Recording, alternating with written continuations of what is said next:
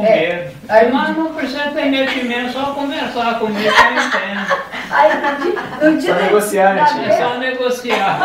Aí na véspera, no dia que eu cheguei aqui pra gente fazer, pra viajar, né? Eu cheguei na quinta-feira de noite aqui, aí que ela tava pra igreja, ela não para não, né? Não para. Eu tava lá no Cile, porque a Rubiana não tava muito bem de saúde, né? Aí eu tava lá fazendo a canja com a Rubiana, essa coisa toda, e eu nem fui na igreja, né? E ela foi pra igreja, aí eu cheguei aqui, subi lá, cadê a Luzia? Ah, tá pra igreja, Rosa.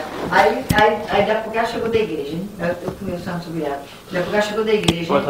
Aí eu falei, ô Luzia, e você? Aí eu fui telefonar pro Danilo, né? Pra marcar direitinho a hora da gente ir nessa mulher. Aí que eu falei, e você, Luzia?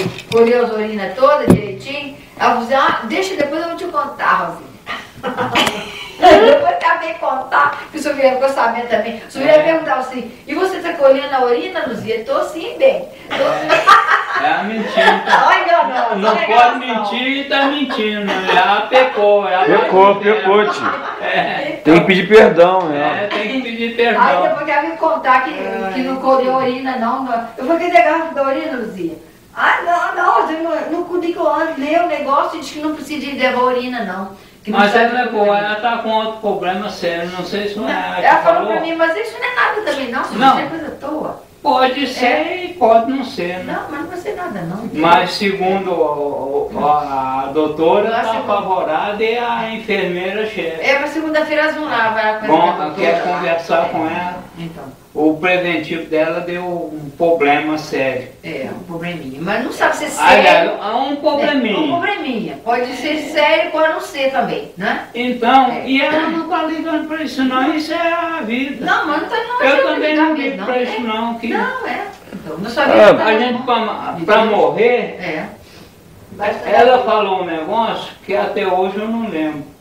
Eu lembro vagamente que ela falou que ontem que eu cheguei com um feixe de lenha e uns cachos de banana lá do mato, e parece que eu caí lá no mato, já tinha falado com ela isso. E eu cheguei com os cachos de banana e depois perguntei quem trouxe aquela lenha e aquele cacho de banana. Aí depois você que chegou com isso aí. Quer dizer que vê que eu estou vacilando também. Um pouquinho assim, né, aquele momento, né?